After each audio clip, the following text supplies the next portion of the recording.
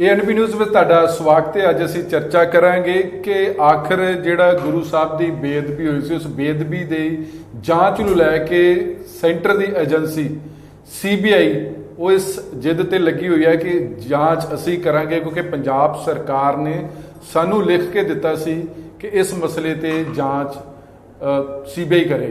लेकिन उस तो बाद क्लोजर रिपोर्ट होंदी है, फिर पंजाब सरकार अपने हत्थ लैंदी है जांच। उस तो बाद पंजाब पुलिस का क्लैश शुरू हो जाता CBI दे नाल, CBI दे मतलब सेंटर नाल। ते अज CBI की अदालत दे विच एक पक्ष रखा गया कि जिहड़ा पंजाब पुलिस दे वल्लों बनाया गया सी पंजाब ब्यूरो ऑफ इन्वेस्टिगेशन, जिहदे मुखी IPS अधिकारी प्रबोध कुमार आ, उन्होंने सेंटर नूं मतलब CBI नूं एक पत्र लिखिया सी।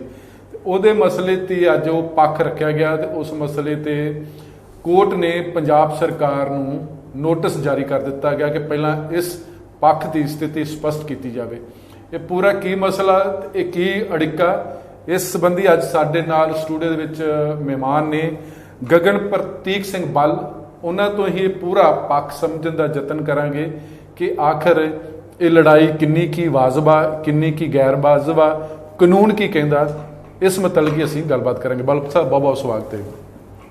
सर मेरा सवाल है, जिस पक्ष ते अज CBI ने हवाला दिता पंजाब पुलिस वालों जिहड़ी एक पंजाब ब्यूरो ऑफ इन्वेस्टिगेशन बनाई गई सी, उहदे मुखी वालों जिहड़ा पत्र लिखिया गया, वो पत्र कानूनी तौर पर कितना की स्ट्रोंग पक्ष रखदा गा जी?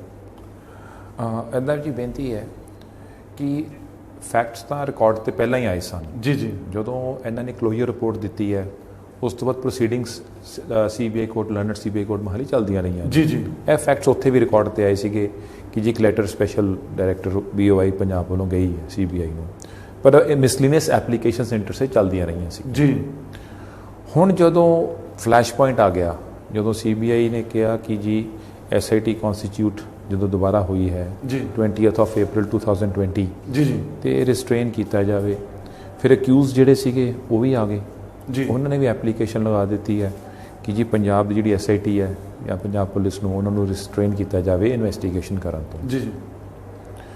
देखो कहण नूं काफ़ी कुछ है गल्लां, बट जिहड़ा बेसिक जिहड़ा फोकस ते फलक्रम जिहड़ा जी जिहड़ा इन्होंने अपना एडिफिस अज उन्होंने सस्टेन बेस अप किया, CBI ने तो आर्गू किया है। पहली गल जी इदा कि हर प्लीडिंग का नोटिस एक दूसरे को पहले जा चुके हुए हैं जी, प्लीडिंग्स के जवाब भी आ गए हुए हैं जी। अज आर्गूमेंट्स के केस से होया है कि उन्होंने नो डाउट किया है कि स्पैशल डायरैक्टर BOI ने लैटर लिखी है CBI नूं, स्टेट ने अपना जवाब दिता होएगा जी, बट मेरा जवाब जो अक्यूज जो कंप्लेनेंट वालों असी गोरा सिंह मैं काउंसल है जो कंप्लेनेंट ने जोड़ा कहते इस इंसाफ हो, श्री गुरु ग्रंथ साहब की बेअदबी हुई है बिल्कुल जी, तो जल्दी तो जल्दी इंसाफ हो तो फैसला हो, ਜਿਹੜੇ गिल्टी ने उन्होंने पनिश किया जाए। बिल्कुल जी। हुण होया है कि नो डाउट वो कह रहे हैं, पर मैं अपने रिस्पॉन्स सानू कॉपी भी दे जाएंगे जी जी, वो तुसीं जरूर देखनी है जी। ਉਹਦੇ ਵਿੱਚ पॉइंट्स है ने बेसिकली तो असीं आर्गू इस तो इंटरएलिया आर्गू कर रहे हैं कि एक स्पैशल डायरैक्टर BOI ने अज्यूमिंग एक लैटर लिखती जी किसी इन्वेस्टिगेटिंग एजेंसी ने लिखती हो, CBI हो, कोई होर स्टेट में भी हो सकती है जी जी, किसी होर स्टेट के नाल भी इंटैलीजेंस जी है या शेयर करते रहते इन्वेस्टिगेशन है। स्टेट भी नहीं है, जिवें BSF है बॉर्डर पर है, कुछ जे कोई इंट्रूड करता है BSF तो पंजाब पुलिस भी आपस शेयर कर सकते करते होंगे है, या जिथे आर्म फोर्सिस का एक्ट लगता है उत्थे जे कोई सेंट्रल फोर्सिस जांदियां ने तो स्टेट फोर्सिस नाल भी उन्होंने इंटरैक्शनस रहिंदियां। बिल्कुल जी। अज्यूमिंग एक लैटर लिखती कि वो मन्निया जाएगा या क्या जाएगा कि उन्होंने under the Delhi special police act उन्होंने ऑर्डर पास किया CBI नूं कि तुहानूं मैं कंसेंट दे रहा जी। क्वेश्चन तो है कि दिल्ली स्पैशल पुलिस एक्ट के हिसाब नाल एक कंसेंट देनी होंदी स्टेट ने, कंसेंट विड्रॉन है, विधान सभा रेजोल्यूशन पास हो गया, डी नोटिफिकेशन के ऑर्डर्स हो गए, उस तो बाद ऑनरेबल हाई कोर्ट मैटर चला गया। ऑनरेबल हाई कोर्ट ने अच्छा मैं ये कह रहे कि जो पुलिस एक्ट का तुसीं जिहड़ा जिक्र किया है, हाँ जी, मतलब तुहानूं ये लगता है कि जो उस प्रमोद कुमार जी उन्होंने वालों लैटर उन्होंने अपने DGP नूं दस्सिया होगा ਜਾਂ अपने स्टेट ਨੂੰ ਦੱਸਿਆ ਹੋਵੇਗਾ कि वो अपने ਕੋਲੋਂ ਲੈਟਰ ਲਿਖ ਦਿੱਤਾ ਜੀ? नहीं मैं उन्होंने तो ब्रीफ होल्ड नहीं करता। नहीं वैसे देखो पुलिस एक्ट की गल की कि इदा हो सकता जी?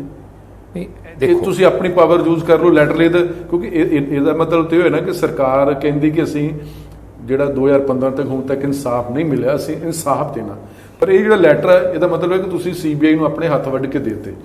ਨਹੀਂ, ਕਹਿਣ ਨੂੰ ਤਾਂ ਕੋਈ ਕਹਿ ਦੇ ਕਿ ਹੱਥ ਵੱਡੇ ਜਾਂ ਨਹੀਂ ਵੱਡੇ, that's a different thing. Question ਤਾਂ ਲਾਅ ਤੇ ਚੱਲਣੀ ਹੈ ਜੀ। ਜੀ ਜੀ। ਜਦੋਂ ਪਹਿਲਾਂ ਨੋਟੀਫਾਈ ਹੋਇਆ ਉਦੋਂ ਹੋਮ ਸੈਕਟਰੀ ਦੇ ਆਰਡਰਸ ਦੇ ਉੱਪਰ ਨੋਟੀਫਿਕੇਸ਼ਨ ਜਾਰੀ ਹੋਈ ਜੀ, ਜਦੋਂ ਸੀਬੀਆਈ ਨੂੰ ਅਸਾਈਨ ਕੀਤੀ ਗਈ ਇਨਵੈਸਟੀਗੇਸ਼ਨ। ਜੀ ਜੀ। ਉਸ ਤੋਂ ਬਾਅਦ ਰੈਜ਼ੋਲੂਸ਼ਨ ਆਇਆ ਤੇ ਡੀ ਨੋਟੀਫਿਕੇਸ਼ਨ ਦੇ ਆਰਡਰਸ ਹੋ ਗਏ, ਨੋਟੀਫਾਈ ਹੋ ਗਿਆ ਜੀ। It is withdrawn, consent is ਵਿਡਰਾਨ।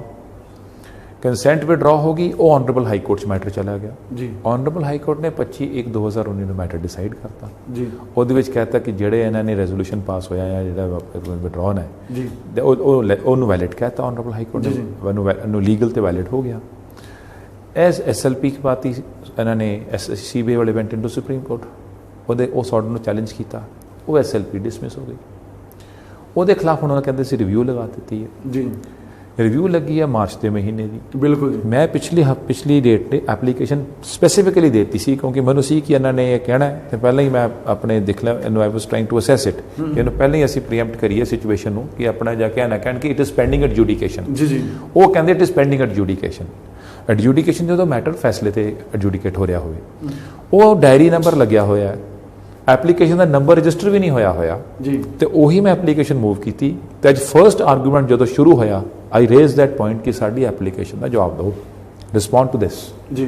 ਉਹਨਾਂ ਨੇ ਕਹਿਤਾ ਜੀ ਕਿ ਸਾਡਾ ਉਹੀ ਡਾਇਰੀ ਨੰਬਰ ਮਾਰਚ ਦਾ ਲੱਗਿਆ ਹੋਇਆ, ਸਾਡਾ ਤਾਂ ਅੱਜ ਵੀ ਉਹੀ ਸਟੇਟਸ ਹੈ ਜੀ। So then I made a point before the honourable court that this statement may be recorded, because supreme court ਦੇ ਵਿੱਚ ਤੁਹਾਡੀ SLP ਡਿਸਮਿਸ ਹੋ ਜਾਂਦੀ ਹੈ। ਬਿਲਕੁਲ। ਹੁਣ ਤੁਸੀਂ ਜਿਵੇਂ ਪੁਆਇੰਟ ਕੀਤਾ ਕਿ ਇਸ਼ੂਜ਼ ਆਏ, ਹੱਥ ਵੱਡੇ ਗਏ, ਉਹਦੇ ਨਹੀਂ ਹੁੰਦਾ ਇੱਦਾਂ। That is not the point. ਜਦੋਂ ਉਹਨਾਂ ਨੇ ਸੁਪਰੀਮ ਕੋਰਟ 'ਚ SLP ਲਾਈ, ਆਨਰੇਬਲ ਸੁਪਰੀਮ ਕੋਰਟ 'ਚ, ਉੱਥੇ ਗਰਾਊਂਡ ਲਿੱਤੀ ਹੈ ਉਹਨਾਂ ਨੇ, CBI ਨੇ, ਕਿ ਜੀ ਡਾਇਰੈਕਟਰ ਬਿਊਰੋ ਆਫ ਇਨਵੈਸਟੀਗੇਸ਼ਨ ਨੇ 29/7/2019 ਨੂੰ ਇੱਕ ਸਾਨੂੰ ਲੈਟਰ ਵੀ ਲਿਖੀ ਹੈ ਇਨਵੈਸਟੀਗੇਟ ਕਰਨ ਵਾਸਤੇ। ਬਿਲਕੁਲ। ਦੇ ਹੈਵ ਟੇਕਨ ਦੈਟ ਪਲੀ। ਹੁਣ ਉਹ ਪਲੀ ਦੇ ਉੱਤੇ ਜਦੋਂ ਇਹਨਾਂ ਨੇ ਆਰਗੂ ਕੀਤਾ ਆਨਰੇਬਲ ਸੁਪਰੀਮ ਕੋਰਟ 'ਚ, ਆਨਰੇਬਲ ਸੁਪਰੀਮ ਕੋਰਟ ਨੇ ਡਿਸਮਿਸ ਕਰਤੀ। ਸੋ ਜਿਹੜੀ ਤੁਹਾਡੀ ਗਰਾਊਂਡ ਹੈ, ਤੁਸੀਂ ਅੱਜ ਇੱਥੇ ਲੈ ਰਹੇ ਹੋ CBI ਕੋਰਟ ਮੋਹਾਲੀ, ਉਹਨੂੰ ਤੁਸੀਂ ਪ੍ਰੋਫੈਸ ਕੀਤਾ ਇਨ ਯੋਰ SLP ਤੇ SLP ਡਿਸਮਿਸ ਹੋ ਗਈ। ਫਿਰ ਸੁਪਰੀਮ ਕੋਰਟ ਦੀ ਅਦਾਲਤ ਛੋਟੀ ਹੋ ਗਈ, CBI ਕੋਰਟ ਵੱਡੀ ਹੋ ਗਈ। ਦੈਟ ਇਜ਼ ਦ ਪੁਆਇੰਟ, ਕਿਉਂਕਿ ਉਹ ਜਦ ਉਹ ਮਰਜ ਕਰ ਚੁੱਕਾ ਹੈ ਆਰਡਰ 'ਚ, ਆਨਰੇਬਲ ਸੁਪਰੀਮ ਕੋਰਟ ਦੇ ਆਰਡਰ 'ਚ, ਜੀ ਜੀ, ਹਾਊ ਐਂਡ ਵਾਈ ਸ਼ੁੱਡ ਦੇ ਹਾਰਪ ਔਨ ਦੈਟ। ਬਿਲਕੁਲ। ਹੁਣ ਹੋਇਆ ਕੀ ਸੀਗਾ ਜੀ, ਮੈਂ ਪਿਛਲੀ ਵਾਰੀ ਇਹੀ ਐਜੀਟੇਟ ਕੀਤਾ ਕਿ ਜੀ ਸਾਨੂੰ SLP ਤੇ ਰਿਵਿਊ ਦੀ ਐਪਲੀਕੇਸ਼ਨ ਦੀ ਕਾਪੀ ਦਿਖਾਣ, ਉਹ ਨਾਲ ਨਹੀਂ ਸੀ ਲਗਾਈ ਹੋਈ। ਸਪੈਸੀਫਿਕਲੀ ਆਰਡਰ 'ਚ ਆਇਆ ਕਿ I as counsel for the complainant, I have urged that the CBI should give us a copy of the SLP. ਮੈਂ ਇਕੱਲੇ ਨੇ ਅਰਜ ਕੀਤਾ ਸੀ ਉੱਥੇ, ਉਹ ਕਾਪੀ ਮੈਨੂੰ ਮੇਲ ਤੇ ਆ ਗਈ। ਆਰਡਰ ਵੀ ਹੋਈ ਸੀ ਕਿ ਮੇਲ ਤੇ ਮੈਨੂੰ ਭੇਜੀ ਜਾਏਗੀ, CBI ਵਾਲਿਆਂ ਨੇ ਮੈਨੂੰ ਭੇਜ ਦਿੱਤੀ। ਜਦੋਂ ਮੈਂ ਸਾਰੀ ਅਸੈਸ ਕੀਤੀ, about 1100-1200 ਪੇਜ ਦੀ SLP ਸੀ ਤੇ ਨਾਲ ਹੀ ਫਿਰ review application, once when I assessed it, ਉਹ ਗਰਾਊਂਡ ਮੈਂ ਉੱਥੇ ਚੈੱਕ ਕਰ ਲਈ। ਹੁਣ ਉਸੇ ਗਰਾਊਂਡ ਤੇ ਬੇਸ ਤੇ ਮੈਂ ਆਪਣਾ ਰਿਪਲਾਈ ਬਣਾਇਆ ਹੈ।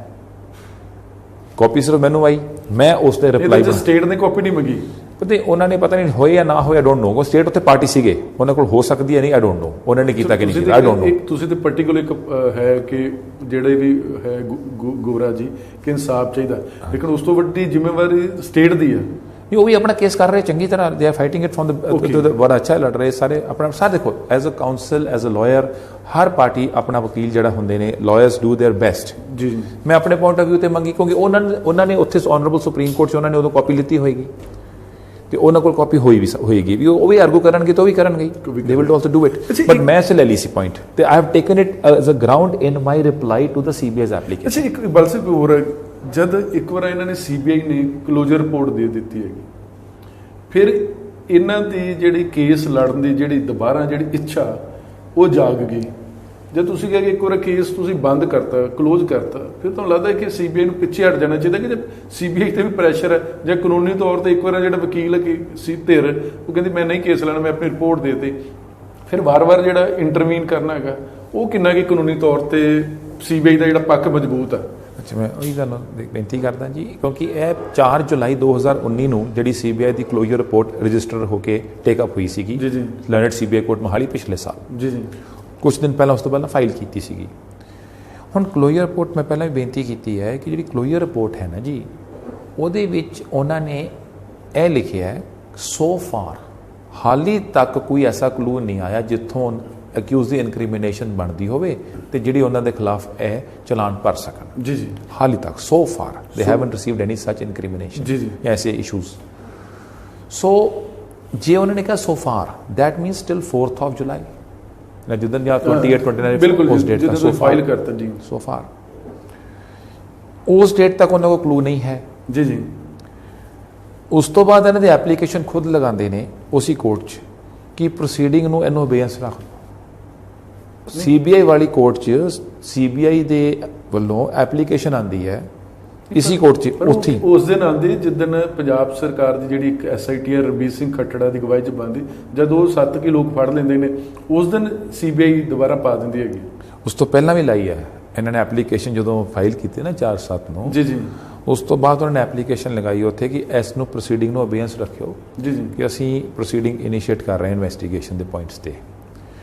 ਹੁਣ ਜਦੋਂ ਮੈਟਰ ਸਬਮਿਸ਼ਨ ਆਈ ਪਿਛਲੀ ਵਾਰੀ ਡੇਟ ਤੇ ਮੈਂ ਇਹੀ ਬੇਨਤੀ ਕੀਤੀ ਕਿ ਜਦੋਂ ਤੁਸੀਂ ਇੱਕ ਆਨਰੇਬਲ ਕੋਰਟ ਦੇ ਵਿੱਚ ਪ੍ਰੋਸੀਡਿੰਗ ਦੇਤੀ ਉਸ ਆਨਰੇਬਲ ਕੋਰਟ 'ਚ ਬਿਆਨ ਇਹ ਹੁੰਦਾ ਹੈ ਕਿ ਆਨਰੇਬਲ ਹਾਈ ਕੋਰਟ ਦੇ 25/1/2019 ਦੇ ਆਰਡਰ ਦਾ ਬੇਸਿਸ ਸਾਰੀਆਂ ਪਾਰਟੀਆਂ ਉਹਨਾਂ ਆਰਡਰ ਤੇ ਹਾਰਪਨ ਕਰ ਰਹੀਆਂ ਨੇ। ਜੀ ਜੀ। ਤੇ ਇਹ ਤਾਂ ਆਨਰੇਬਲ ਸੁਪਰੀਮ ਕੋਰਟ 'ਚ ਹੁਣ ਐਸਐਲਪੀ ਦਾ ਜਿਹੜਾ ਡਿਸੀਜਨ ਹੋਏਗਾ ਉਸ ਦੇ ਹਿਸਾਬ ਨਾਲ ਹੀ ਸੀਬੀਆਈ ਕੋਰਟ ਚੱਲੇਗੀ। ਇਹ ਜੁਡੀਸ਼ੀਅਲ ਆਰਡਰ ਸੀਬੀਆਈ ਕੋਰਟ 'ਚ ਪਾਸ ਹੋ ਚੁੱਕਾ ਸੀਗਾ। ਜੀ ਜੀ।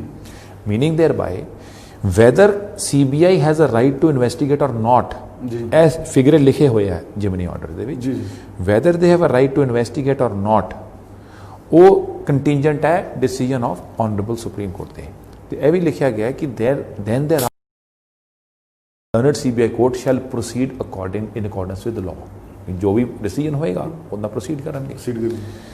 that means CBI is admitting ਕਿ ਉਹਨਾਂ ਕੋਲ ਇਨਵੈਸਟੀਗੇਸ਼ਨ ਦੀ ਪਾਵਰ ਨਹੀਂ ਸੀਗੀ। ਇਹਦਾ ਮਤਲਬ ਇਹੀ ਹੈ।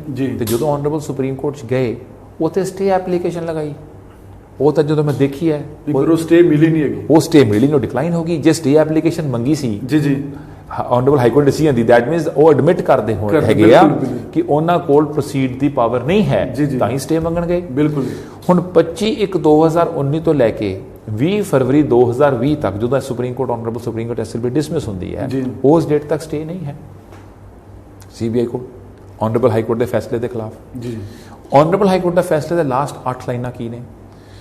SIT to carry forward the investigation and conclude them expeditiously। ਜਲਦੀ ਮੁਕਾਓ ਤੇ ਤਫਤੀਸ਼ SIT ਕਰਨਗੇ। ਜੀ ਜੀ। ਉਹ ਫਿਗਰੇ ਲਿਖੇ ਹੋਇਆ ਮੈਂਡੇਟ ਹੈ। ਜੇ SIT ਨਹੀਂ ਕਰਦੀ ਚਲੋ ਆਪਾਂ ਦੂਸਰੇ ਪਾਸੇ ਆਨੇ ਆ ਇਹ ਵੀ ਗਰਾਊਂਡ ਮੇ ਲਿੱਤੀਆਂ ਨੇ। ਜੇ SIT ਇਨਵੈਸਟੀਗੇਟ ਨਹੀਂ ਕਰਦੀ ਫਿਰ ਤਾਂ SIT ਆਨਰੇਬਲ ਹਾਈ ਕੋਰਟ ਦੀ ਕੰਟੈਂਪਟ ਕਰ ਗਈ। ਬਿਲਕੁਲ ਜੀ। ਠੀਕ ਹੈ ਨਾ ਜੀ। ਸੋ ਉਹ ਕੰਟੈਂਪਟ ਜੇ ਬਣਦੀ ਹੈ high court honourable High court ਦੇ ਆਰਡਰ ਦੀ ਜੇ SIT ਨੇ ਕਰਤਾ ਉਹ ਠੀਕ ਕਰਤਾ।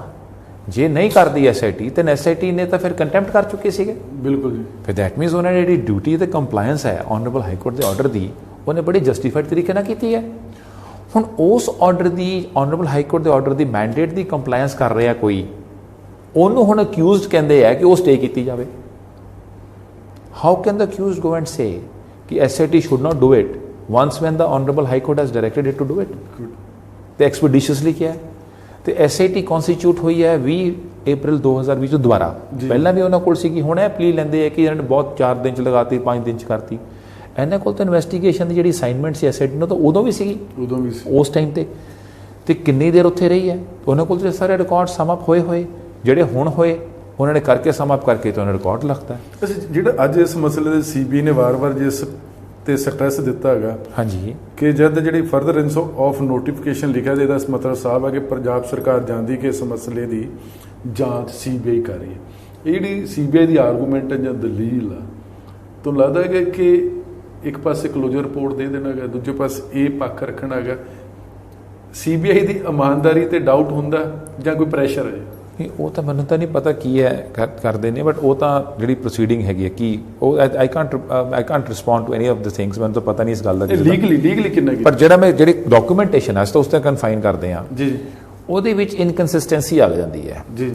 ਜਦੋਂ ਤੁਸੀਂ ਆਨਰੇਬਲ ਸੁਪਰੀਮ ਕੋਰਟ ਜਾ ਕੇ ਕਹਿੰਦੇ ਹੋ ਕਿ ਜੇ ਆਨਰੇਬਲ ਹਾਈ ਕੋਰਟ ਦਾ ਫੈਸਲਾ ਜਿਹੜਾ ਹੈ ਜੇ ਉਹ ਸਟੇ ਨਹੀਂ ਹੁੰਦਾ ਜਾਂ ਇੱਦਾਂ ਨਹੀਂ ਹੁੰਦਾ ਰਿਵਰਸ ਨਹੀਂ ਹੁੰਦਾ ਤੇ CBI ਨੂੰ ਪ੍ਰੈਜੁਡਿਸ ਕਾਜ਼ ਹੁੰਦਾ ਹੈ ਇਹਦਾ ਕੀ ਮਤਲਬ ਹੈ ਜੇ ਐਸਆਈਟੀ ਕਰਦੀ ਹੈ ਜੀ, ਜੀ। ਇਨਵੈਸਟੀਗੇਸ਼ਨ ਤੇ ਪ੍ਰੈਜੁਡਿਸ ਕਾਜ਼ ਹੋਏਗਾ, ਉਹ ਆਨਰੇਬਲ ਸੁਪਰੀਮ ਕੋਰਟ ਨੂੰ ਡਿਕਲਾਈਨ ਕਰ ਦਿੰਦੀ ਪ੍ਰੇਅਰ ਨੂੰ ਕਿ ਨਹੀਂ ਮੰਨਦੀ, ਤੁਹਾਡੀ ਗੱਲ ਮੰਨੀ ਨਹੀਂ ਜਾ ਸਕਦੀ। ਜੀ ਜੀ ਦੈਟ ਮੀਨਸ ਇਹ ਐਡਮਿਟ ਤਾਂ ਕਰ ਹੀ ਗਏ ਕਿ ਜੇ ਦੂਸਰੇ ਕਰਨਗੇ ਸਾਨੂੰ ਨੁਕਸਾਨ ਹੈ, ਨੁਕਸਾਨ ਹੈ। ਤੇ ਜੇ ਉਸ ਗਰਾਊਂਡ ਨੂੰ ਆਨਰੇਬਲ ਸੁਪਰੀਮ ਕੋਰਟ ਨੇ ਨਹੀਂ ਮੰਨਿਆ, ਫਿਰ ਇਹਦਾ ਮਤਲਬ ਹੋਇਆ ਕਿ ਜਿਹੜੀ ਐਸਆਈਟੀ ਨੇ ਤਫਤੀਸ਼ ਕਰਨੀ ਹੈ, ਸੀਬੀਆਈ ਉਹ ਮੰਨ ਗਈ ਹੈ ਕਿ ਐਸਆਈਟੀ ਤਫਤੀਸ਼ ਕਰ ਰਹੀ ਹੈ। ਜੀ ਜੀ ਤੇ ਇੱਕ ਤਾਂ ਇਹ ਗੱਲ ਹੋ ਜਾਂਦੀ ਹੈ। ਸੈਕੰਡ ਕੀ ਹੈ ਕਿ ਜਦੋਂ ਸੀਬੀਆਈ ਵਾਲੇ ਜੀ ਜੀ 20/2 ਨੂੰ ਡਿਸਮਿਸ ਹੁੰਦੀ ਹੈ, ਉਸ ਤੋਂ ਬਾਅਦ ਰਿਵਿਊ ਕਿਉਂ ਲਗਾਉਂਦੇ ਹੈ? ਰਿਵਿਊ ਤਾਂ ਹੀ ਲਗਾਉਂਦੇ ਹੈ ਕਿ ਇਹਨਾਂ ਨੂੰ ਜਿਹੜੀ ਇਹਨਾਂ ਦੀ ਗਰਾਊਂਡ ਹੈ ਉਹਨੂੰ ਆਨਰੇਬਲ ਸੁਪਰੀਮ ਕੋਰਟ ਨੇ ਐਕਸੈਪਟ ਨਹੀਂ ਕੀਤਾ ਹੈਗਾ ਜੀ। ਤੇ ਜੇ ਇਹਨਾਂ ਕੋਲ ਇਨਵੈਸਟੀਗੇਸ਼ਨ ਦੀ ਪਾਵਰ ਸੀਗੀ, ਜੇ ਇਹਨਾਂ ਦਾ ਰਾਈਟ ਸੀਗਾ, ਤੇ ਫਿਰ ਐਸਐਲਪੀ ਕਿਉਂ ਲਗਾਈ? ਤੇ ਫਿਰ ਉਹਦੀ ਰਿਵਿਊ ਕੋ ਲਗਾ ਕੇ ਪੈਂਡਿੰਗ ਰੱਖੀ ਹੋਈ ਹੈ। ਇਹ ਕਹਿਣ ਨੂੰ ਕਿ ਜੀ ਸਾਡਾ ਅਸੀਂ ਰਾਈਟ ਐਜੀਟੇਟ ਹੋ ਰਿਹਾ ਹੈ, ਅਸੀਂ ਸਬਮਿਟ ਕਰ ਰਹੇ ਹਾਂ, ਅਸੀਂ ਵਰਕ ਕਰਾਂਗੇ, ਆਪਣੀ ਸਬਮਿਸ਼ਨਸ ਕਰਾਂਗੇ ਉਸ ਪੁਆਇੰਟ ਤੇ। ਜੇ ਇਹਨਾਂ ਦੇ ਹੱਕ ਚ ਆਨਰੇਬਲ ਹਾਈ ਕੋਰਟ ਨੇ ਫੈਸਲਾ ਜੇ ਹੁੰਦਾ ਤੇ ਜਿਹਦੇ ਫਿਰ why did go to supreme court? That is against them. ਇੱਕ ਝਟਕੇ ਜੇ ਤੌਰ ਤੇ ਪੁੱਛਣਾ, ਇਟ ਮੀਨ ਹੈ ਕਿ ਜਿਹੜੀ ਜਾਂਚ ਉਹਦੇ ਚ ਤੇ ਅੜਿੱਕਾ ਹੀ ਡਾਉਣ ਵਾਲੀ ਗੱਲ ਹੋਈ ਨਾ ਜੀ। ਇਹ ਜਾਂਚ ਤਾਂ ਹੋ ਗਈ, ਐਸਆਈਟੀ ਨੇ ਇਨਵੈਸਟੀਗੇਟ ਕਰਕੇ ਚਲਾਨ ਭਰਤਾ ਜੀ। 173 ਦੀ ਰਿਪੋਰਟ ਸਬਮਿਟ ਹੋ ਗਈ ਜੇਐਮਆਈਸੀ ਫਰੀਦਕੋਟ ਦੀ ਕੋਰਟ 'ਚ। ਜਦੋਂ ਉਹ ਸਬਮਿਟ ਹੋ ਗਈ, ਜਦੋਂ ਚਲਾਨ ਚਲਾ ਗਿਆ ਜੀ, ਉਦੋਂ ਤਾਂ ਉਸ ਕੋਰਟ ਦੇ ਡੋਮੇਨ ਤੇ ਜੂਰਿਸਡਿਕਸ਼ਨ 'ਚ ਗੱਲ ਆ ਗਈ। ਉੱਥੇ ਪ੍ਰੋਸੀਕਿਊਸ਼ਨ ਵਿਟਨੈਸਿਸ ਤੇ ਐਗਜ਼ਾਮਿਨ ਹੋਣੀਆਂ ਨੇ, ਉੱਥੇ ਫਿਰ ਡਿਫੈਂਸ ਵਿਟਨੈਸਿਸ ਹੋਣੀਆਂ ਨੇ, ਜੋ 313 ਦੇ ਬਿਆਨ ਹੋਣਗੇ ਉਹ ਵੀ ਹੋ ਜਾਣਗੇ।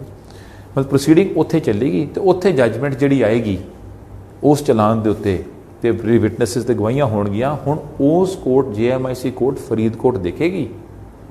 ਹੁਣ ਜਿਹੜੀ ਸੀਬੀਆਈ ਕੋਰਟ ਮੋਹਾਲੀ ਹੈ ਜੀ, ਉਹ ਕਹਿੰਦੇ ਕਿ ਸਾਡੇ ਕੋਲ ਹਾਲੇ ਤੱਕ ਨਹੀਂ ਆਇਆ, ਹਾਲੇ ਤੱਕ ਮੀਨਸ 4 ਜੁਲਾਈ ਤੱਕ ਨਹੀਂ ਆਇਆ। ਜੇ ਉਸ ਤੋਂ ਬਾਅਦ ਐਸਆਈਟੀ ਕੋਲ ਆ ਗਿਆ, ਉਸ ਤੋਂ ਬਾਅਦ ਜੀ, ਤੇ ਐਸਆਈਟੀ ਨੇ ਕਰਤਾ, there is no illegality. Otherwise ਕਹਿੰਦੇ ਪੈਰਲਲ ਇਨਵੈਸਟੀਗੇਸ਼ਨ ਹੁੰਦੀ ਹੈ ਫਲਾਣਾ, ਪੈਰਲਲ ਇਨਵੈਸਟੀਗੇਸ਼ਨ ਨਹੀਂ ਹੈ, ਪੈਰਲਲ ਨਹੀਂ ਹੈ, ਕਿਉਂਕਿ ਇਹ ਨੋਟੀਫਾਈ ਹੋ ਕੇ ਇਹਨੂੰ ਲੈਜੀਟਿਮੇਟ ਬੇਸਿਸ ਤੇ ਨੋਟੀਫਾਈ ਹੋ ਕੇ ਕੀਤੀ ਹੈ। Will of the house, will of the legislature ਜੀ ਜੀ ਉਹ ਪ੍ਰਵੇਲ ਕਰੇਗੀ, ਪ੍ਰਵੇਲ ਕਰੇ, ਬਿਲਕੁਲ ਜੀ। ਐਗਜ਼ੈਕਟਿਵ ਇਨਸਟਰਕਸ਼ਨਸ ਉਹਨੂੰ ਓਵਰਰਾਈਡ ਨਹੀਂ ਕਰ ਸਕਣਗੀਆਂ ਜੀ, ਜਾਂ ਐਗਜ਼ੈਕਟਿਵ ਆਰਡਰਸ ਉਹਨੂੰ ਓਵਰਰਾਈਡ ਨਹੀਂ ਕਰ ਸਕਦੇ। It's will of the house, ਤੇ will of the house it will prevail, ਤੇ ਉਹਨੂੰ ਸਬਸਰਵੀਐਂਟ ਨਹੀਂ ਕਰ ਸਕਦੇ ਤੁਸੀਂ ਐਗਜ਼ੈਕਟਿਵ ਆਰਡਰ ਨਾਲ। ਸੋ ਇਹ ਪਲੀ ਲੈਂਦੇ ਹੈ ਕਿ ਜੀ ਸੀਬੀਆਈ ਦੀ ਪ੍ਰੋਸੀਡਿੰਗ ਅੱਗੇ ਇਦਾਂ ਨਹੀਂ ਹੋਈ ਉੱਦਾਂ। Basically once when the honourable High court ਨੇ ਜਦੋਂ ਸਪੈਸੀਫਿਕਲੀ ਫੈਸਲਾ ਕਰਤਾ ਕਿ ਐਸਆਈਟੀ ਜਲਦੀ ਜਲਦੀ ਕਰੇਗੀ, ਤੇ ਐਸਆਈਟੀ ਨਹੀਂ ਕਰਦੀ ਉਹ ਕੰਟੈਂਪਟ ਹੈ। ਤੇ ਜੇ ਇਹ ਕਹਿੰਦੇ ਇਹ ਗਲਤ ਹੈ ਤੇ ਇਹ ਵੀ ਗਲਤ ਕਰ ਰਹੇ ਨੇ, they are committing wrong. So therefore once when the order has void, ਜਦੋਂ ਇੱਥੋਂ ਆ ਕੇ ਆਨਰੇਬਲ ਸੁਪਰੀਮ ਕੋਰਟ ਡਿਸਾਈਡ ਹੋ ਗਿਆ ਜੀ, ਉੱਥੇ ਡਿਲੇ ਦੀ ਐਪਲੀਕੇਸ਼ਨ ਲਈ, ਉਹਦੇ ਵਿੱਚ ਗਰਾਊਂਡਸ ਲਿੱਤੀਆਂ ਨੇ ਕਿ ਜੋ ਅਸੀਂ ਐਸਐਲਪੀ 'ਚ ਕਿਹਾ ਉਹੀ ਸਾਡੀ interim ਕੰਡੋਨੇਸ਼ਨ of delay the application ground ਲੈਂਦੇ ਹਾਂ ਅਸੀਂ, ਉਹ ਡਿਸਮਿਸ ਹੋਈ ਲਿਮਿਟੇਸ਼ਨ ਤੇ, ਉਹਦੇ ਵਿੱਚ ਸਭ ਕੁਝ ਮਰਜ ਕਰ ਗਿਆ। ਹੁਣ ਰਿਵਿਊ ਐਪਲੀਕੇਸ਼ਨ ਜੇ ਇੰਨੇ ਜਸਟੀਫਾਈਡ ਸੀਗੇ ਰਿਵਿਊ ਟੇਕਅਪ ਕਰਵਾ ਲੈਂਦੇ, ਉਹ ਟੇਕਅਪ ਨਹੀਂ ਕਰਵਾ ਰਹੇ, ਉਹ ਨੰਬਰਿੰਗ ਵੀ ਨਹੀਂ ਹੋ ਰਹੀ। 6 ਮਹੀਨੇ ਹੋ ਗਏ ਜੀ, ਕਹਿੰਦੇ ਸੀ ਨੰਬਰ ਲਗਵਾ ਕੇ ਰੱਖਿਆ ਹੋਇਆ ਮਾਰਚ ਵਿੱਚ, ਚਲੋ ਲਵਾ ਲਿਆ, ਉਹਨੂੰ ਫਿਰ ਰਿਮੂਵ ਕਿਉਂ ਨਹੀਂ ਕੀਤਾ ਆਬਜੈਕਸ਼ਨ ਨੂੰ? ਆਬਜੈਕਸ਼ਨ ਰਿਮੂਵ ਕਰ ਦੇ, ਆਬਜੈਕਸ਼ਨ ਰਿਮੂਵ ਕਰਦੇ, ਉਹਨੂੰ ਟੇਕਅਪ ਕਰਵਾ। ਲੱਗਦਾ ਕਿ ਇਸ ਮਸਲੇ ਦੇ ਵਿੱਚ ਜਿਹੜੇ ਕਾਨੂੰਨੀ ਦਾਅ ਪੇਚ ਖੇਡੇ ਜਾ ਰਹੇ ਨੇ ਐਸਆਈਟੀ ਪੰਜਾਬ ਪੁਲਿਸ ਜਾਂ ਸੀਬੀਆਈ ਦੇ, ਇਹਦੇ 'ਚ ਇੱਕ ਜਿਹੜੀ ਅਕਿਊਜ਼ ਧਿਰ ਜਿਹੜੀ ਮੰਨੀ ਜਾ ਰਹੀ ਹੈ ਉਹ ਬੈਨੀਫਿਟ ਲੈ ਜਾਏਗੀ ਜੀ। ਦੇਖੋ ਅਕਿਊਜ਼ ਨੇ ਆਪਣੀ ਐਪਲੀਕੇਸ਼ਨ ਤਾਂ ਲਗਾਤੀ, ਜਦੋਂ ਇਸ ਆਨਰੇਬਲ ਕੋਰਟ ਮੋਹਾਲੀ ਵਾਲਿਆਂ ਨੇ, ਇਹਨਾਂ ਨੇ ਪਿਛਲੀ ਵਾਰੀ ਜੋ ਆਰਗੂਮੈਂਟ ਹੋਏ ਸੀਬੀਆਈ ਦੀ ਪ੍ਰੇਅਰ ਡਿਕਲਾਈਨ ਕਰਤੀ, ਅਸੀਂ ਆਰਗੂ ਕੀਤਾ, ਇਟ ਵਾਸ ਡਿਕਲਾਈਨਡ ਕਿ ਅਸੀਂ ਇੰਟਰਮ ਸਟੇ ਨਹੀਂ ਹੁੰਦਾ। ਉਹੀ ਇੰਟਰਮ ਸਟੇ ਦੀ ਐਪਲੀਕੇਸ਼ਨ 10 ਦਿਨ ਬਾਅਦ ਅਕਿਊਜ਼ਡ ਵੀ ਲਗਾਉਣ ਆ ਗਏ ਜੀ, ਉਹ ਕਹਿੰਦੇ ਸਾਡੀ ਵੀ ਸੁਣੋ, ਉਹਦਾ ਜਵਾਬ ਬਣਾ ਕੇ ਵੀ ਦੇ ਦਿੱਤਾ ਹੈ। ਹੁਣ ਜਦੋਂ ਇਸ ਆਨਰੇਬਲ ਕੋਰਟ ਨੇ ਸੇਮ ਆਲਮੋਸਟ ਸਿਮਿਲਰ ਗਰਾਊਂਡਸ ਤੇ ਸੀਬੀਆਈ ਦੀ ਪਲੀ ਨੂੰ ਇੰਟਰਮ ਬੇਸ ਤੇ ਇੰਟਰਮ ਪ੍ਰੇਅਰ ਐਕਸੈਪਟ ਨਹੀਂ, ਇੰਟਰਮ ਆਰਡਰ ਨਹੀਂ ਪਾਸ ਕੀਤਾ, ਪ੍ਰੇਅਰ ਫॉर ਜਿਹੜੀ ਇੰਟਰਮ ਨਹੀਂ ਐਕਸੈਪਟ ਕੀਤੀ, 10 ਦਿਨ ਬਾਅਦ ਅਕਿਊਜ਼ਡ ਆਉਂਦੇ ਹੈ ਕਿ ਜੀ ਐਸਆਈਟੀ ਨੂੰ ਕਹੋ ਦੀ ਸਟੇ ਕਰ ਦਿਓ ਪ੍ਰੋਸੀਡਿੰਗ, ਇਸ ਕੋਰਟ ਦੇ ਕੰਪੀਟੈਂਸ ਤੋਂ ਬਾਹਰ ਹੈ। Magistrate special magistrate CBI can not stay, ਉਹ ਸਟੇ ਨਹੀਂ ਕਰ ਸਕਦੇ ਜਿਹੜੀ ਐਸਆਈਟੀ ਇਨਵੈਸਟੀਗੇਸ਼ਨ ਜਿਹੜੀ ਪੰਜਾਬ 'ਚ ਹੈਗੀ ਹੋ ਰਹੀ ਹੈ, ਪੰਜਾਬ 'ਚ ਉਹ ਸਟੇ ਨਹੀਂ ਕਰ ਸਕਦੇ, ਗਰਾਊਂਡਸ ਨੇ। ਤੇ ਉਹ ਸਟੇ ਕਿੱਦਾਂ ਹੋਣੀ? ਆਨਰੇਬਲ ਹਾਈ ਕੋਰਟ ਨੇ ਤਾਂ ਕਿਹਾ ਤੂੰ ਐਸਆਈਟੀ ਕਰੇਗੀ, ਤੇ ਟਾਈਮਲੀ ਕਰੋ ਤੁਸੀਂ, ਉਹ ਕਹਿੰਦਾ ਐਕਸਪੀਡੀਸ਼ੀਅਸਲੀ ਕਰੋ। ਤੇ ਫਿਰ ਉਹਦੇ ਵਿੱਚ ਫਿਰ ਉਹ ਤਾਂ ਵਰਚੁਅਲੀ ਆਨਰੇਬਲ ਹਾਈ ਕੋਰਟ ਦੇ ਵਰਡਿਕਟ ਦੀ ਮੈਂਡੇਟ ਦੇ ਅਗੇਂਸਟ ਆ ਰਹੇ ਹੈ। ਫਿਰ ਤੇ ਡਿਲੇ ਵਾਲੇ ਪਾਸੇ ਵੀ ਹੋ ਰਹੇ ਨੇ। ਹਾਈ ਕੋਰਟ ਦੇ ਆਨਰੇਬਲ ਹਾਈ ਕੋਰਟ ਦੇ ਵਰਡਿਕਟ ਦੀ ਜੋ ਮੈਂਡੇਟ ਹੈਗੀ ਹੈ ਉਹ ਹੋਰ ਕਹਿ ਰਹੀ ਹੈ, ਇਹ ਕਹਿੰਦੇ ਉਹ ਰੋਕੇ ਜਾਵੇ। ਜਦ ਮੈਂਡੇਟ ਆ ਗਈ ਆਨਰੇਬਲ ਹਾਈ ਕੋਰਟ ਦੀ ਕਿ ਐਸਆਈਟੀ ਕਰੇਗੀ, ਅਕਿਊਜ਼ ਕਿਉਂ ਕਹਿਣ ਜਾ ਕੇ ਕਿ ਸਟੇ ਕਰੋ, ਉਸ ਤੋਂ ਬਾਅਦ ਉਹ ਵੀ magistrate special magistrate Mohali CBI ਨੇ, तो भी प्रोसीडिंग जी पंजाब चल रही है, क्योंकि जी स्पैशल जी कोर्ट है मोहाली CBI की, यह फरीदकोट के कोर्ट में नहीं प्रोसीडिंग स्टे कर सकते, तो ना ही है SIT स्टे कर सकते। पंजाब की SIT के डोमेन जुरिसडिक्शन जाती नहीं है, सो उत्थे जाके अर्ज करना तो फिर उत्थे फिर कहना जी असी साडी स्टे सुनो या साडी एप्लीकेशन ते ऑर्डर पास करो, it is totally uncalled for. ਹੁਣ ਤਾਂ ਲੱਗਦਾ ਕਿ ਅੱਜ ਇਸ ਮਸਲੇ ਦੇ ਪੰਜਾਬ ਸਰਕਾਰ ਨੂੰ ਨੋਟਿਸ ਤੇ ਹੋ ਗਿਆ, ਲੇਕਿਨ ਪੰਜਾਬ ਸਰਕਾਰ ਨੂੰ ਅੱਜ ਹੀ ਜਿਹੜਾ ਜਵਾਬ ਉਹ ਸਪਸ਼ਟ ਕਰ ਦੇਣਾ ਚਾਹੀਦਾ ਸੀ। ਹੁਣ ਉਹਨਾਂ ਨੂੰ ਕਲੈਰੀਫਾਈ ਦੇਣੀ ਪਏਗੀ ਸਰਕਾਰ ਨੂੰ ਕਿ ਜਿਹੜੇ ਬਿਊਰੋ ਆਫ ਇਨਵੈਸਟੀਗੇਸ਼ਨ ਵੱਲੋਂ ਕਿਉਂ ਪੱਤਰ ਲਿਖਿਆ ਗਿਆ CBI ਨੂੰ। ਦੇਖੋ ਜੀ ਅਸੀਂ ਮੈਂ ਤਾਂ ਆਪਣੇ ਐਜ਼ ਫਾਰ ਐਜ਼ ਜਿੰਨਾ ਸਾਡਾ ਜੁਰਿਸਡਿਕਸ਼ਨ ਜਨਰਲ ਸਮਝਣਾ ਚਾਹੁੰਦਾ ਜੀ ਤੁਹਾਨੂੰ। ਦੇਖੋ ਉਹ ਤਾਂ ਪੰਜਾਬ ਨੇ ਤਾਂ ਕਰਨਾ ਹੀ ਹੈ, ਉਹ ਦੇ ਵਿਲ ਡੂ ਇਟ ਜੀ। ਅੱਜ ਮੈਂ ਓਪਨਲੀ ਵੀ ਕਿਹਾ ਕਿ ਇਹ ਗਰਾਊਂਡਸ ਬੇਸਿਕਲੀ ਤਾਂ ਇਹ ਇੰਟਰ ਏਰੀਆ ਗਰਾਊਂਡਸ ਹੈਗੀਆਂ ਹੀ ਨੇ ਜੀ, ਬਟ ਇਸ ਤੋਂ ਬਿਯੋਂਡ ਵੀ ਲੀਗਲ ਪੁਆਇੰਟਸ ਬੜੇ ਸੀਗੇ ਜਿਹੜੇ ਅਸੀਂ ਸਬਮਿਟ ਕੀਤੇ ਹੈਗੇ ਨੇ। ਹੁਣ ਜੇ ਪੰਜਾਬ ਨੂੰ ਕਹਿੰਦੇ ਹੈਗੇ ਕਿ ਜੇ ਡਾਇਰੈਕਟਰ BOA ਨੇ ਲੈਟਰ ਲਿਖ ਵੀ ਦਿੱਤੀ, ਉਸ ਤੇ ਪਿਛਲੀ ਵਾਰੀ ਵੀ ਮੈਂ ਆਰਗੂ ਕੀਤਾ ਸੀ, ਅਸਿਊਮਿੰਗ ਇੱਕ ਲੈਟਰ ਆਂਦੀ ਹੈ, ਤੁਸੀਂ ਇਨਵੈਸਟੀਗੇਸ਼ਨ ਹੈਗੀ ਹੈ, ਤੁਸੀਂ GD ਤਾਂ ਰਜਿਸਟਰ ਕਰਦੇ ਹੋ, ਹਾਂ ਬਿਲਕੁਲ, ਜਨਰਲ ਡਾਇਰੀ ਰਜਿਸਟਰ ਹੋਏਗੀ, ਉਹ ਕਿੱਥੇ ਰਜਿਸਟਰ ਹੋਈ ਹੈ? ਮੈਂ ਪਿਛਲੀ ਵਾਰੀ ਜੋ ਆਰਗੂ ਕੀਤਾ, ਮੈਂ ਕਿਹਾ light them show the GD number which has been registered as a consequence of anything, कि subsequent जो कुछ किया भी GD नंबर दे दें, let them show it, GD is very important। चलो GD नंबर है, चलो वो भी हो गया। जे किसी ने लैटर लिखती, डायरैक्टर ने लिखी है, कोई होर लिख दे, ਉਹਦੇ ਉੱਤੇ ਐਗਜ਼ਾਮੀਨੇਸ਼ਨ ਕਿਹੜੇ ਬੰਦਿਆਂ ਦੀ ਕੀਤੀ ਹੈ, ਉਹਦੇ ਵਿੱਚ ਜਿਹੜੇ ਵਿਟਨੈਸਿਸ ਉਸ 'ਚ ਆਉਣਗੇ ਜਾਂ ਉਸ ਵਾਸਤੇ ਜਿਹੜਾ ਕੰਪਲੇਨੈਂਟ ਦਾ ਬਿਆਨ ਹੈ, ਰਿਕੁਆਇਰਮੈਂਟ ਹੈ for the sake of investigation, वो लिखती है कितने लिखती है। अच्छा एक होर मैं समझना चाहांगा, क्योंकि जी पंजाब ब्यूरो ऑफ इन्वेस्टिगेशन है, ਇਹਦੇ ਹੈੱਡ ਨੇ ਪ੍ਰਬੋਧ ਕੁਮਾਰ ਜੀ, ਮੈਨੂੰ ਪਤਾ ਨਹੀਂ ਯਾਰ ਹੁਣ। ਹਾਂ ਉਹਦੇ ਹੈੱਡ, ਕਿਉਂਕਿ ਉਸ ਟਾਈਮ ਉਹ ADGP ਹੁਣ DGP ਰੈਂਕ ਦੇ ਬਣ ਗਏ। ਅੱਛਾ, ਪਰ ਜਿਹੜੀ ਇੱਕ SIT ਹੈ ਸਰਕਾਰ ਦੀ, ਜਿਹੜੀ ਕੁੰਵਰ ਵਿਜੇ ਪ੍ਰਤਾਪ ਦੇ ਨਾਮ ਕਰਕੇ ਜਾਣੀ ਜਾਂਦੀ ਹੈ ਜੀ, ਉਹਦੇ ਹੈੱਡ ਵੀ ਇਹ ਨੇ ਪ੍ਰਬੋਧ ਕੁਮਾਰ ਜੀ। ਚਲੋ ਇਹ ਲੱਗਦਾ ਕਿ ਇਹਨਾਂ ਨੇ ਕਿਸ ਕਪੈਸਿਟੀ 'ਚ ਲਿਖੀ ਹੋਊਗੀ, ਉਹ ਜਿਹਦੇ 'ਚ ਇਨਕਲੂਡਿੰਗ ਪ੍ਰਬੋਧ ਕੁਮਾਰ ਜੀ 6 ਮੈਂਬਰ ਨੇ, 6 ਦੇ 6 IPS ਰੈਂਕ ਦੇ ਅਧਿਕਾਰੀ ਨੇ, ਕਿ ਜਾਂ ਬਿਊਰੋ ਆਫ ਇਨਵੈਸਟੀਗੇਸ਼ਨ ਦੇ ਗਰਾਊਂਡ ਤੇ ਜੀ।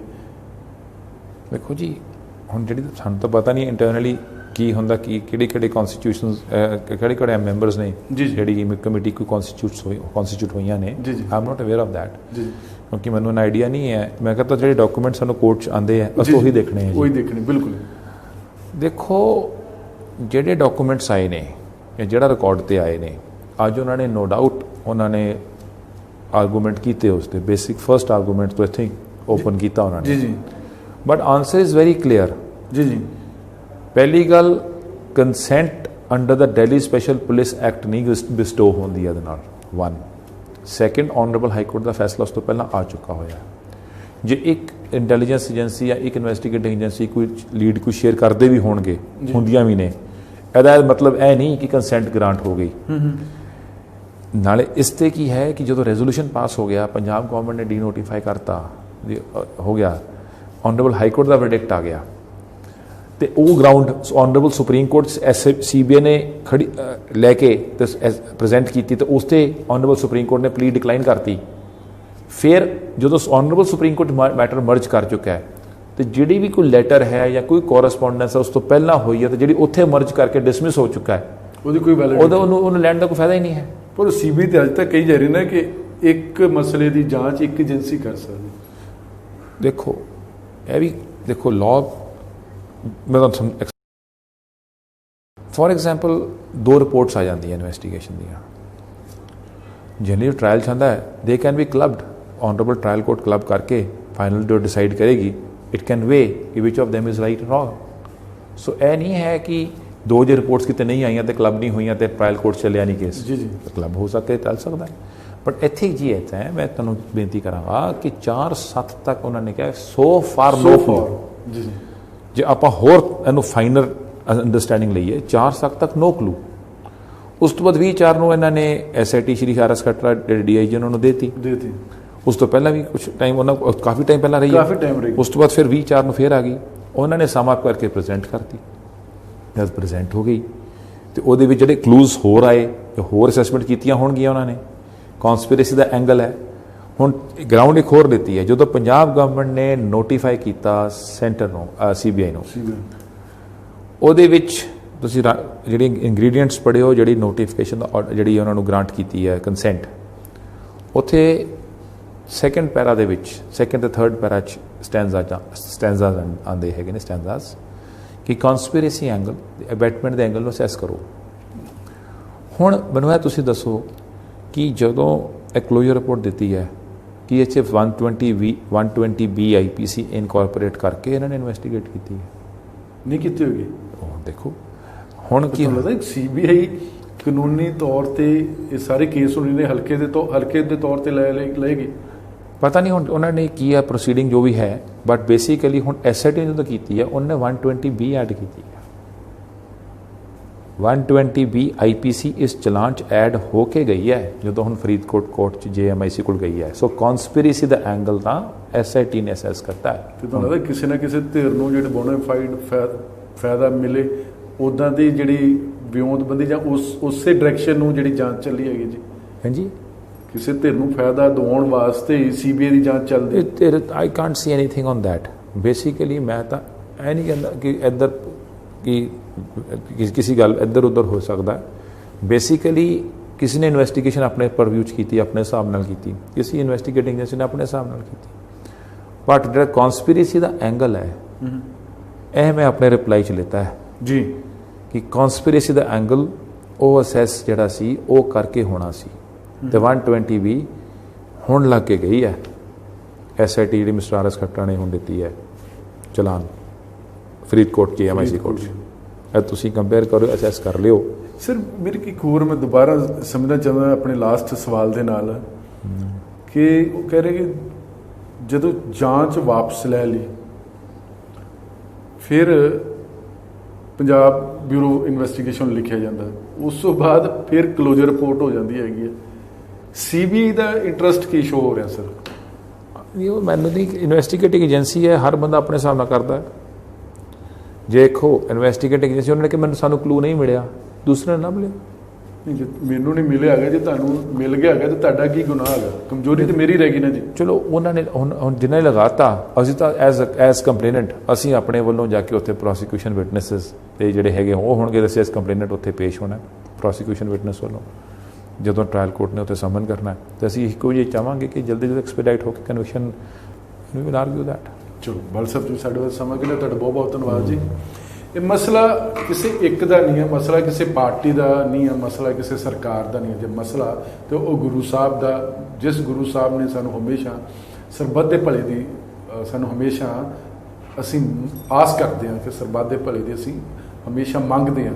ਪਰ ਸਵਾਲ ਹੈ ਕਿ 5 ਸਾਲ ਹੋ ਚੁੱਕੇ ਨੇ, ਅਜੇ ਤੱਕ ਗੁਰੂ ਸਾਹਿਬ ਨੂੰ ਸਰਕਾਰਾਂ ਇਨਸਾਫ ਨਹੀਂ ਦੇ ਸਕਿਆ। ਹੁਣ ਜਦ ਗੱਲ ਹੈ ਕਿ ਵਾਰ-ਵਾਰ ਇਹ ਕਿਹਾ ਰਿਹਾ ਕਿ ਮਸਲੇ ਦੀ ਜਾਂਚ CBI ਹੋਏਗੀ, ਸਰਕਾਰ ਨੇ ਕਿਉਂ ਲੈਟਰ ਲਿਖਿਆ ਹੈਗਾ, ਗੱਲ ਕਿਤੇ ਨਾ ਕਿਤੇ ਇਹ ਵੀ ਜਵਾਬ ਮੰਗਦੀ ਹੈਗੀ ਹੈ ਕਿ ਜੇ ਸਰਕਾਰ ਜਾਂ ਜਿਹੜੀਆਂ ਅਦਾਲਤਾਂ ਨੇ ਇਨਸਾਫ ਦੇ ਦਿੱਤਾ, ਕਿਤੇ ਦੇਰੀ ਨਾ ਹੋ ਜਾਵੇ। ਕਿਉਂਕਿ ਹਮੇਸ਼ਾ ਹੀ ਕਿਹਾ ਜਾਂਦਾ ਹੈ ਕਿ ਜਸਟਿਸ ਡਿਲੇ ਤੇ ਉਹ ਜਸਟਿਸ ਡਿਨਾਈ ਦੇ ਬਰਾਬਰ ਹੋ ਜਾਂਦਾ ਹੈ। ਪਰ ਮਸਲਾ ਗੁਰੂ ਸਾਹਿਬ ਦਾ, ਜਿਸ ਗੁਰੂ ਸਾਹਿਬ ਨੇ ਹਮੇਸ਼ਾ ਸਾਨੂੰ ਸਰਬੱਤ ਦੇ ਭਲੇ ਦੀ ਮੰਗ ਕਰਦੇ। ਤੁਸੀਂ ਬਣੇ ਰਹੋ NB ਨਿਊਜ਼ ਦੇ ਨਾਲ। ਤੁਹਾਡਾ ਬਹੁਤ ਬਹੁਤ ਧੰਨਵਾਦ।